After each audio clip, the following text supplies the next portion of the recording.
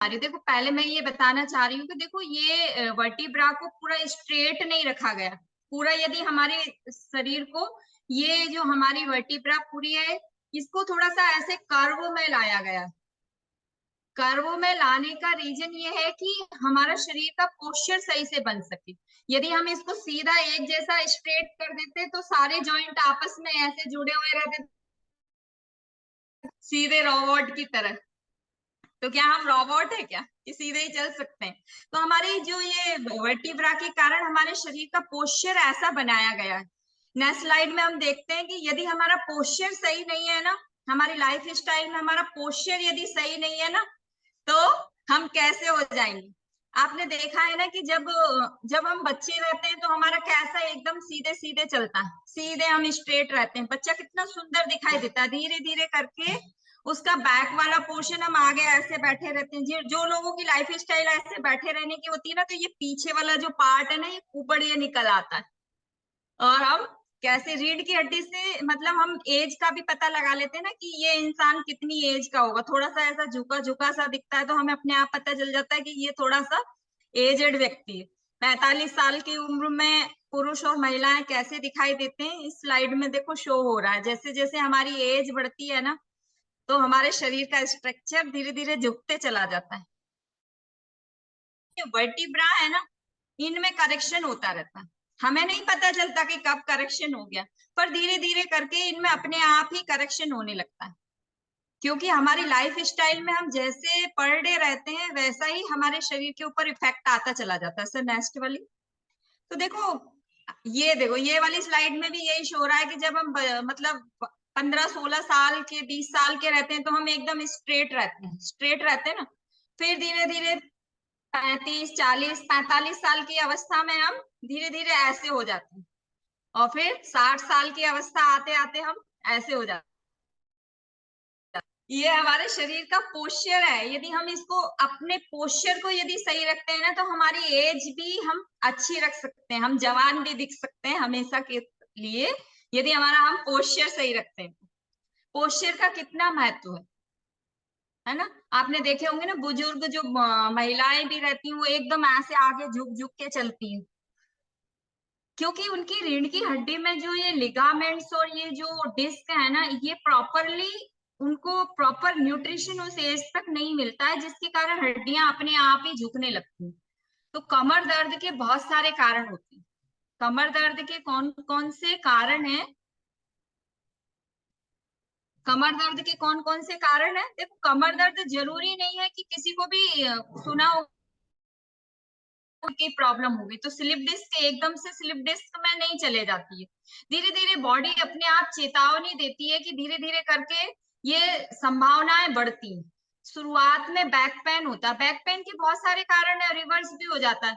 हो सकता है आज आप गलत पोस्चर में सोए हैं, हो सकता है आप दिन भर एक जैसे स्ट्रेट बैठे रहे हैं तो कमर दर्द हुआ और फिर 1-2 दिन में अपने आप ठीक भी हो गया। तो कमर दर्द होने के बहुत सारे कारण हो सकते हैं। देखो आपको ये स्लाइड में शो हो रहा होगा कि यदि हमारा पोस्चर सही नहीं है तो बैक पेन हो सकता है। यदि किसी किसी को देखो लिगामेंटल इंजुरी भी हो जाती है, एकदम मोच वोच आ जाए ना, एकदम पैर हमारा एकदम पैर से देखो पैर यदि हमारा झटक जाए ना जोर से तो हमारी कमर में दर्द हो जाता है। क्योंकि स्पाइनल से जो बैक है, बैक से मैंने बताया ना स्पाइनल गुजरती है, स्पाइनल से नर्व निकलती है जो हमारी बॉडी को कवर करे हुए रहती है। वो नर्व बैक वाली जो नर्व रहती है वो पैरों में जाती है। मैंने बताया था कि सर्वाइकल वाली नर्व हमारे हाथों में जाती है। यदि हमारे हाथ में यहाँ दर्द हो रहा है तो हो सकता है कि हमारे सर्वाइकल में प्रॉब्लम हो, हमारे गर्दन की जो नर्व निकल रही है उनमें प्रॉब्लम हो। ऐसा ही कुछ हमारे बैक में होता है। बैक की जो नर्व रहती हैं, लंबर रीजन की जो नर्व रहती हैं, वो हमारे पैरों तक जाती है, पैरों में नीचे तक सप्लाई करती है। तो नीचे तक, नीचे से भी पेन शुरू हो सकता है, ऊपर से भी दर्द शुरू हो सकता है। तो हमारे कोई सी भी इंजरी हो सकती है। या तो देखो ज्यादा हम स्ट्रेस डालते हैं ना, यदि हमने नेक पे भी बहुत ज्यादा स्ट्रेस डाला है ना, यदि हम एक जैसे पोस्चर में ऐसे बैठे हैं तो भी हमारा कमर दर्द हो सकता है, क्योंकि हमारी स्पाइन को ऐसे ऐसे कर्व करके बनाया हुआ है। यदि हम इधर स्ट्रेच करेंगे ज्यादा तो हो सकता है नीचे दर्द हो जाए। ऐसा जरूरी नहीं है कि हमारे सर्वाइकल में प्रॉब्लम होगी, लंबर रीजन, कमर में भी हमारे दर्द हो सकता है ना। तो बराबर हमें पोस्चर का बराबर ध्यान रखना चाहिए। खूब ज्यादा हैवी लोड, बच्चों को देखा है कि उनका वजन नहीं है, उससे ज्यादा वजन वो कंधों पे ढोके चलते हैं, तो सर्वाइकल की प्रॉब्लम तो होती साथ में बैक की प्रॉब्लम भी हो जाती, क्योंकि हमारी स्पाइन को इस तरीके से डिजाइन करा है तो मसल्स खिंचाती हैं, क्योंकि पूरी बॉडी के ऊपर मसल्स का कवर है, अंदर हड्डियां हैं, हड्डियों के ऊपर मसल्स बने हुए हैं, तो ये मसल्स का कवर जिधर ज्यादा होता है ना, उधर वो झुकने लगती, मसल्स क्रैक हो जाते हैं। मसल्स क्रैक होने की वजह से भी कमर दर्द होने लगता है। बहुत ज्यादा प्रेशर लगाया, ओवर ध्यान नहीं दिया, बहुत ज्यादा ओवर लिफ्टिंग करी, जरूरत से ज्यादा वेट उठाया, कुछ कभी कभी हमें पता नहीं होता, हम अपने आप उस दूसरी धुन में होते हैं और एकदम से वेट उठा लेते हैं, तो उसका असर हमारी बैक आ जाता है।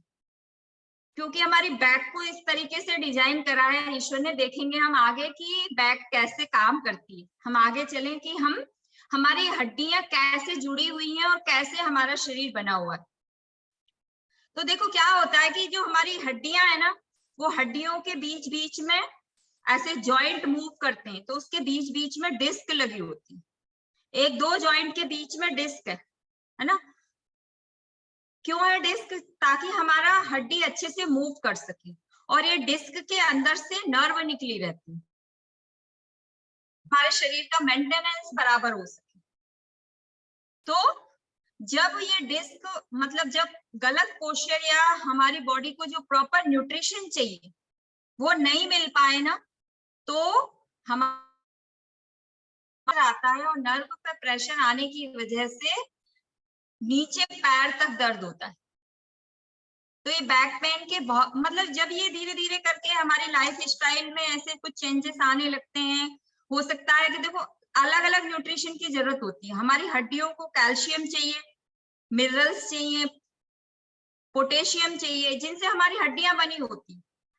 अब वो हड्डियों को प्रॉपरली कैल्शियम नहीं जा रहा, प्रॉपरली सारी चीजें नहीं जा रही, और जॉइंट को मूव करने के लिए फ्लूइड चाहिए, बनाती है जॉइंट को मूव करवाने के लिए, और उसके लिए क्या चाहिए? वाटर चाहिए, पानी चाहिए चिकनाई के लिए, ओमेगा 3 चाहिए। यदि वो प्रॉपरली नहीं रहता है ना, तो बॉडी विटामिन B12 नर्व को चाहिए, नर्व भी कमजोर हो जाती, ये नर्व कमजोर हो जाती, हमें नहीं पता चलता कि कब कमजोर हो गई, बट सडनली हमारे सामने ये प्रॉब्लम एकदम से आती है, एकदम से सीवियर पैन होने लगता है, और हम जाके डॉक्टर को दिखाते हैं, तो एक्सरे MRI करवाया, एक्सरे MRI में हमें पता चला कि हमें स्लिप डिस्क की प्रॉब्लम हो गई। वहां डॉक्टर ये गाइड नहीं करता है आपको कि आप ये न्यूट्रिशन ले लो ठीक हो जाओ, वो तो फिर सीधे यही एडवाइस करते हैं कि ये ठीक होने वाली प्रॉब्लम नहीं है, इसका ऑपरेशन आपको कराना पड़ेगा, या अदर कुछ दूसरे ऑप्शन आपको देते हैं। बट ऐसी प्रॉब्लम आए नहीं, इसके लिए हम जाने कि हमारी हड्डियों को क्या चाहिए, हमारी हड्डियों को कैल्शियम, विटामिन, मिनरल्स,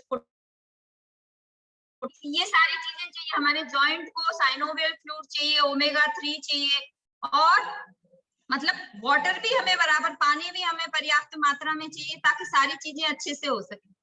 आप लोगों को पता है हमारी जो स्पाइनल जो नर्व रहती है ना, हमारे पूरे ब्रेन में सेरिब्रो स्पाइनल फ्लूइड पाया जाता है, पानी एक चिकनाई पाई जाती है, जो कि यहाँ हमारे ब्रेन से होते हुए हमारी रीढ़ की हड्डी में पूरे में एक तरल पदार्थ होता है, पानी जैसी संरचना होती है, जिससे ये सारी चीजें अपने आप ठीक हो पाती हैं।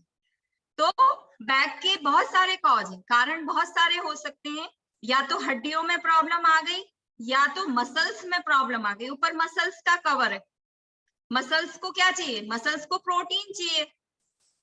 यदि प्रॉपरली हमारे भोजन में पोषक तत्वों की कमी है, तो हमने थोड़े से भी झुके, कोई कोई तो बहुत वेट लिफ्टिंग कर लेते हैं, उनको कुछ नहीं होता, बट किसी किसी को थोड़े से में ही दिक्कत आ जाती है, थोड़ी सी भी यदि कुछ भी काम कराए ना तो प्रॉब्लम आ जाती है।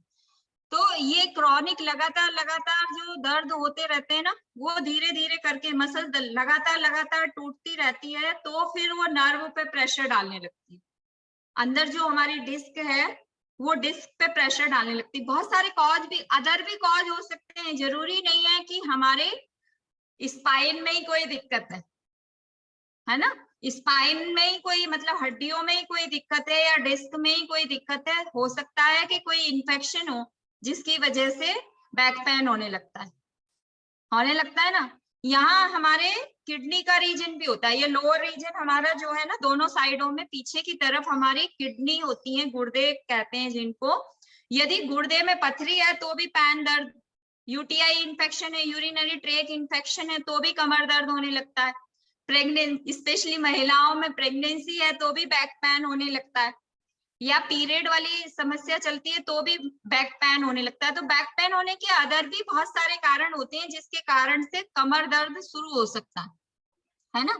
ज्यादातर महिलाओं को देखा होगा कि ऑपरेशन के बाद में पहले तो बोलती मुझे कमर दर्द कभी नहीं होता था, पर जब से मेरी डिलीवरी हुई, मेरा सीजेरियन हुआ, कमर दर्द होने लगा। कितनी महिलाएं होंगी अभी यहाँ पर जिनका सोचना ऐसा ही है कि मेरा डिलीवरी के बाद से मेरा कमर दर्द बढ़ गया, पहले नहीं होता था, पर जब से मेरे ऑपरेशन हुआ। यहाँ एक इंजेक्शन लगाते हैं, ये हमारी L4 और L5 नंबर की जो वर्टिब्रा है उसके बीच से एक इंजेक्शन डाला जाता है एनेस्थेसिया के लिए। तो उसके बाद कितनी महिलाओं को दर्द हुआ है, देखो 2-3 हैंड रेस तो अभी हो जाएंगे कि मेरा उसके बाद से कमर दर्द हुआ है ना। तो ये हमारी लाइफ स्टाइल, इसका भी कारण देखो, हम इसे ठीक कर सकते हैं। ये कोई मतलब डॉक्टर की गलती नहीं है, या डॉक्टर ने कुछ नहीं करा है इसमें, उसने तो सिर्फ एनेस्थेसिया दिया है। बट उसके बाद जो हमारी लाइफ स्टाइल होती है ना, स्पेशली महिलाओं की लाइफ स्टाइल कैसी होती है, अब डिलीवरी हुई, बच्चे को दूध पिलाना है, उसका पोस्चर सही नहीं रखा, कमर को झुका झुका के ऐसे ही रखा, तो उसमें डॉक्टर एनेस्थेसिया की गलती नहीं है। उसमें वाटर का इंटेक पीने के लिए डॉक्टर बोलते हैं कि आप पानी बहुत ज्यादा पिए, महिलाएं पानी नहीं पीती हैं, तो एक ये कारण हो गया। दूसरा, पोषक तत्वों की कमी आती है, कैल्शियम की कमी आती है, डिलीवरी के बाद में बहुत सारे पोषक तत्वों की कमी आती है जिसके कारण से कमर दर्द होना शुरू हो जाती है। बट वो कारण नहीं दिखता है, वो कारण नहीं दिखता है, दिखता कहाँ है, डॉक्टर की गलती, उसने इंजेक्शन लगाया कमर में, जब से कमर दर्द हो रहा है। तो हमें वहां नहीं जाना है, हमारी लाइफ स्टाइल को इम्प्रूव करना है कि ये चीजों की हमारे शरीर को जरूरत है। अभी जैसा मैंने बताया कि हमारे नर्वस सिस्टम को मजबूत करने के लिए विटामिन B12, आयरन, ये सारी चीजें चाहिए, हड्डियों को कैल्शियम चाहिए, मतलब ये सारी चीजें हमारी बॉडी में रहेगी तो हमें ये प्रॉब्लम होगी नहीं। बट यदि हमारी हड्डियां ठीक से काम नहीं कर रही हैं, तो ये जो हमारे बीच में मैंने बताया ना, वर्टिब्रा के बीच में एक गादी जैसी संरचना होती है जिसे हम डिस्क कहते हैं, वो डिस्क के अंदर से नर्व गुजरती है। तो डॉक्टर क्या कहता है, स्लिप डिस्क की प्रॉब्लम हो गई आपको, अब ये डिस्क का आपको ऑपरेशन करवाना पड़ेगा, अन्यथा ये नर्व आपकी खराब हो जाएगी, आपको पैरालिसिस जैसा भी आ जाएगा। तो कैसे लक्षण आते हैं उसमें, कैसे लक्षण आते हैं, एकदम से झंझनाहट का एहसास होता है, सुनपन का एहसास होता है, और या तो पैर अकड़ जाते हैं, या शरीर में कहीं भी अकड़न आ सकती, गर्दन में भी अकड़न आ सकती, पीठ में भी अकड़न जकड़न कैसा दर्द होता है, जब इन्फ्लामेशन कहते हैं ना, इन्फ्लामेशन के पास साइड के वहां दर्द भी होगा, सूजन भी आएगी, लाल भी हो जाएगा, वो एरिया, ऐसी ऐसी तकलीफें आती है ना। और ज्यादा यदि दिक्कत होती है ना नर्व की, तो आपको बाथरूम जाने में, मलमूत्र जाने की समस्या भी आ जाती है। जैसे नर्व डैमेज होती है ना, तो हमें सेंसेशन ही नहीं होता है कि बाथरूम आ रही है या नहीं आ रही। उस कंडीशन पर डॉक्टर इमीडिएट आपको बोलते हैं कि आपका पैरालिसिस की संभावना आ गई है, आपका ऑपरेशन करवाना ही पड़ेगा। ज्यादा नर्व कमजोर होने की वजह से थोड़ा सा भी हम यदि कहीं भी झुकते करते हैं ना, तो बहुत सीवियर पेन शुरू हो जाता है। इसलिए ज्यादातर देखा होगा ना कि जिनको बैक में प्रॉब्लम या सर्वाइकल की प्रॉब्लम होती है, वो एकदम सीधे सीधे चलते हैं, थोड़ा सा भी झुकने का प्रयास करते हैं तो दर्द शुरू हो जाता है। इसलिए उनकी लाइफ कितना डिस्टर्ब हो जाती है, उनकी लाइफ में वो ठीक से अपना काम भी नहीं कर पाते। देखिए ये वाली, इसमें देखो अंदर से जो है, अंदर से ये हमारे स्पाइनल के लिए डिस्क है, और ऊपर वर्टिब्रा है, वर्टिब्रा के बीच में ये दब गई, ये जो नर्व है ये निकली हुई है, ये दबने लगी, और दबने लगी, देखो जो जगह गैप बराबर चाहिए ना, एकदम से वो गैप अपने आप ही कम होने लगता है, हड्डियों के बीच का जो गैप है वो अपने आप ही धीरे धीरे कम होने लगता है और जाके चिपकने लगती। Sir next. तो देखो साइटिका आपने बहुत सुना होगा कि साइटिका की प्रॉब्लम हो गई, सुना है ना। ये साइटिका है कुछ भी नहीं, बेसिकली क्या है कि जो हमारा लंबर रीजन रहता है ना, उसमें L4 और L5 और S1 तीनों हो सकता है। तीनों जो ये नर्व है ना, ये एक साथ हमारे कमर से निकलती हैं और हमारे बटक्स से होती हुई हमारे जो घुटना है उसके पीछे की तरफ से नीचे तक जाती है। ये नर्व नीचे तक जाती है। तो ये जब ये नर्व ऊपर से डैमेज होती है ना, तो सेंसेशन कहाँ फील होता है? अभी जो मैंने बताया ना, झंझनाहट और मतलब सुन्नपन आना, ये सारी चीजें पैर से शुरू होती हैं और दर्द ऊपर कमर तक रहता है। तो ये साइटिका की प्रॉब्लम हो जाती है। साइटिका की प्रॉब्लम में ये जो अभी मैंने बताया, देखो ये स्पाइन है, स्पाइन के बीच में एक, स्पाइन को, हड्डियों को क्या चाहिए? कैल्शियम, पोटेशियम, मिनरल, जिंक, ये सारी चीजें चाहिए, बट वो यहाँ नहीं है। तो हमारी हड्डियां वीक हो रही है, कमजोर हो रही है, ऑस्टियोआर्थराइटिस हो रहा है, ऑस्टियोपोरोसिस हो रहा है, गाउट हो रहा है, हड्डी कमजोर हुई, डिस्क पिचकी, या डिस्क में कोई प्रॉब्लम हो सकती है। डिस्क की प्रॉब्लम क्या क्या होती है? देखो, नॉर्मल डिस्क को देखेंगे तो एक तकिए जैसी एक संरचना है जिसपे अपने आप वो मूव करती है। बट डीजनरेटिव का मतलब ये है कि मतलब डीजनरेट होने लगती, हड्डियां अपने आप ही घिसने लग गई। किस में घिसने लगती है? ऑस्टियोआर्थराइटिस जिसको बोलते हैं ना। ऑस्टियोआर्थराइटिस बहुत सारे लोगों को 45 साल की उम्र में ऑस्टियोआर्थराइटिस शुरू हो जाता है, जोड़ों में दर्द शुरू हो जाता है। सुबह जब मॉर्निंग में उठते हैं ना, तो पूरी बॉडी अकड़ जाती है। यहाँ भी बहुत सारे लोग होंगे जो सुबह उठते हैं तो उनको चलने फिरने में दिक्कत होती है, और फिर जैसे जैसे बॉडी अलाउ करने लगती है, जॉइंट खुल जाते हैं अपने आप ही, तो धीरे धीरे वो चल पाते हैं। तो हड्डियां ना आपस में टकराने लगती है, घिसने लगती है, घिसने की वजह से दर्द होने लगता है। बल्जिंग डिस्क, मतलब जो डिस्क है वो कहीं से भी, अब वो डिस्क ना गादी जैसी संरचना के अंदर फ्लूइड है, एक टाइप का स्पेशल टाइप का फ्लूइड है जो कि ये सारा फंक्शन करवाता है, उसकी चिकनाई बना के रखता है। बट वो कहीं ना कहीं से उसमें अंदर से ही कुछ ना कुछ कमी आई और वो कहीं से भी बल्जिंग वाली प्रॉब्लम आ गई, कहीं से भी वो बाहर की तरफ अपने आप लटक गई। अब वो तो लटक गई, बट उसके अंदर जो नर्व निकल रही थी उन पे प्रेशर आने लगा। या हर्निया, हर्निएट डिस्क, हर्निया का मतलब ये है कि डिस्क अपने आप बहुत ज्यादा लटक के कहीं भी ऐसे लटक गई अपने आप। अब ये लटक तो गई, बीच में तो ये लटक गई, बट उससे जो नर्व निकल रही है उन पे प्रेशर आने लगता है। या डिस्क बहुत ज्यादा पास पास में एकदम पिचक गई डिस्क, अब ये नर्व पे प्रेशर आने लगता है, तो डॉक्टर बोलते हैं सर्जरी कराना पड़ेगी।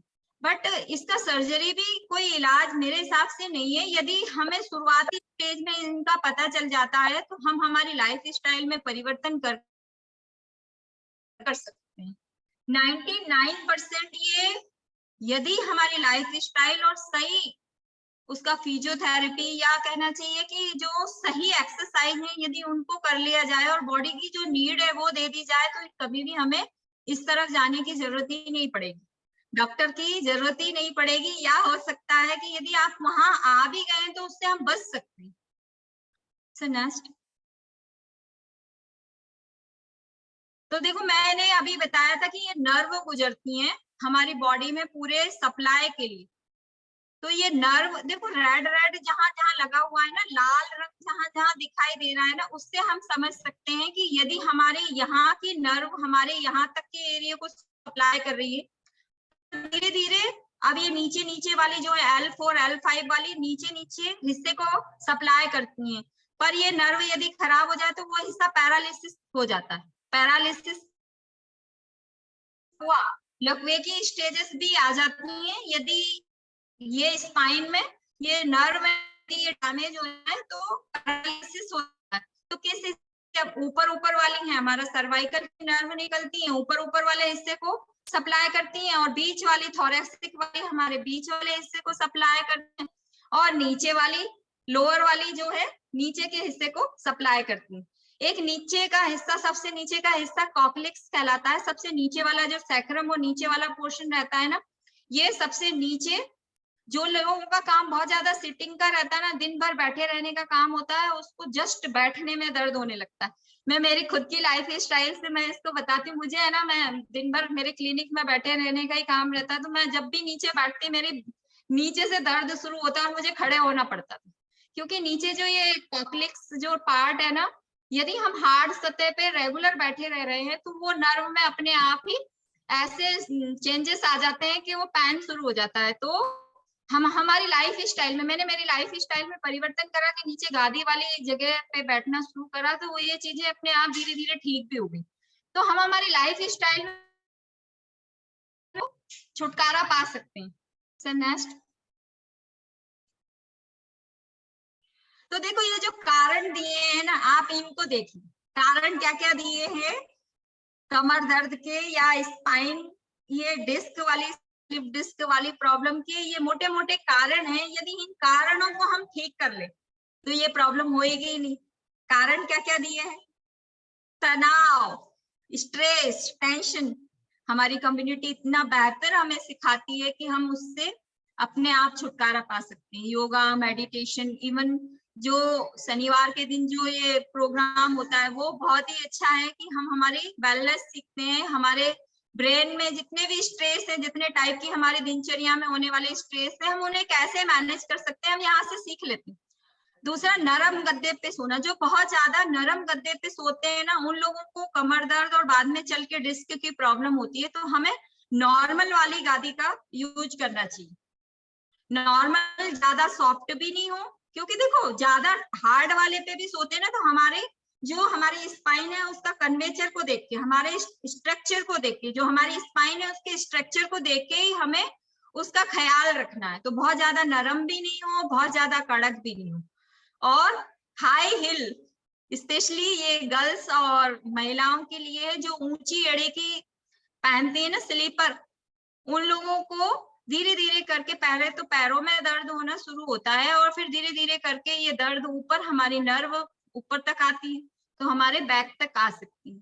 तो ज्यादा लंबे समय तक हाई हिल नहीं पहनना है, बराबर सतह पे पैर रखना है, ताकि हमारे मसल्स भी अच्छे रहें और हमारी नर्व भी अच्छी रहे। हमारे पूरे पोषक तत्व जो हमें चाहिए, कैल्शियम, कैल्शियम की कमी बहुत सारे लोगों को, सबको ही है, स्पेशली महिलाओं में तो सबको कमी है कैल्शियम की।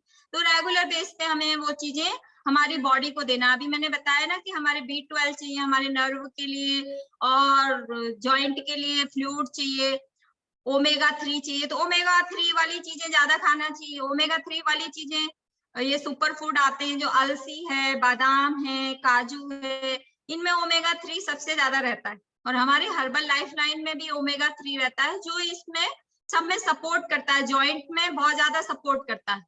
अगला हमारा मोटापा। देखो मोटापे से संबंध ऐसा है कि जो हमारा बैक रहता है ना, अभी मैंने बताया ना, आगे पेट जुड़ा हुआ है, आगे पेट, जिसका पेट बड़ा उसको स्पाइन की प्रॉब्लम होना तय है। क्योंकि जब, अब हम इसको हम ऐसे समझ सकते हैं कि जैसे ये समझिए कि टेंट है, टेंट एक ऐसे डंडे से टिका हुआ है और इस तरफ उसका दूसरा सिंपल वाला पोर्शन है। यदि हम इस पे यहाँ जो है खूब ज्यादा प्रेशर, भारी चीज डाल दें, इस पे बहुत ज्यादा भारी चीज डाल दें, तो धीरे धीरे करके ये जो कड़क वाला हिस्सा है वो झुकने लगेगा। पेट यदि ज्यादा बड़ा है तो स्पाइन वाला हिस्सा अपने आप ही झुकने लगता है। तो मोटापे के कारण कमर दर्द होना नॉर्मल बात है।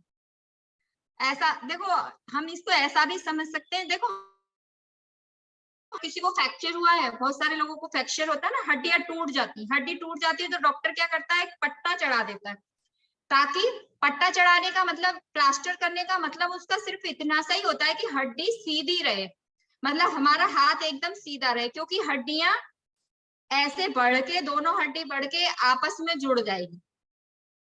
और यदि वो पट्टा नहीं चढ़ा है तो हड्डी क्या करेगी, दूसरी साइड में जाके जुड़ जाएगी, सीधी नहीं जुड़ेगी। तो ऐसे ही हम समझ सकते हैं कि यदि हमारा मोटापा ज्यादा है तो स्पाइन पे प्रेशर आता है, स्पाइन पे, कमर पे, ये जो हड्डियां हैं उन पे प्रेशर आता है और हमारा पोस्चर कुछ तो भी होने लगता है, पोस्चर बिगड़ने लगता है और स्पाइन में, कमर में दर्द होना शुरू हो जाता है। सक्रिय जीवन शैली, एक जगह बैठ के कभी भी हमें ज्यादा देर वर्क नहीं करना है।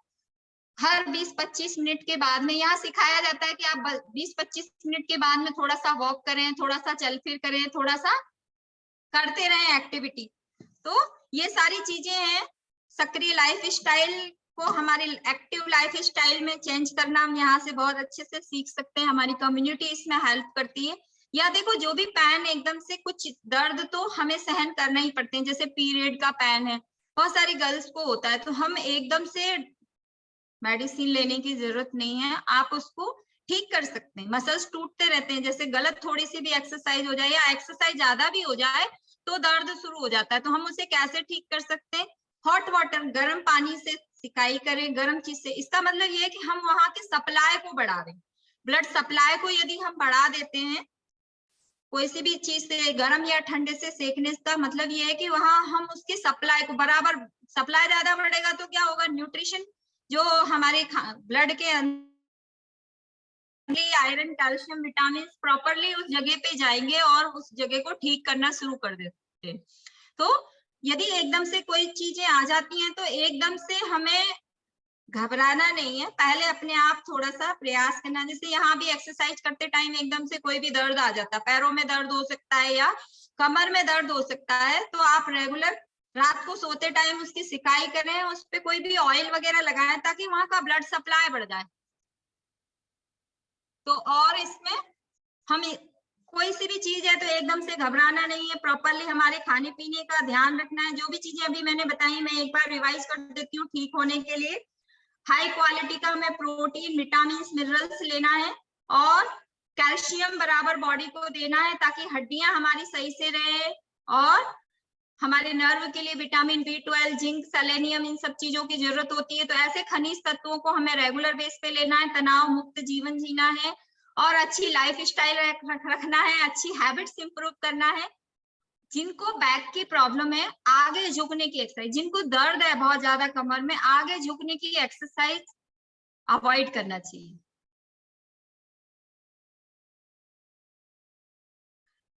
या डॉक्टर की सलाह से आप कर सकते हैं। इसमें जो दिया हुआ है लो बैक पेन एक्सरसाइज, यदि आपको ये इस तरीके की एक्सरसाइज करना है तो पहले आप एक बार सर्च कर ले, एक बार दिखा लें कि आगे झुकने की एक्सरसाइज ज्यादातर अवॉइड की जाती हैं। सर उसके पहले वाली स्लाइड, इसके नेक्स्ट।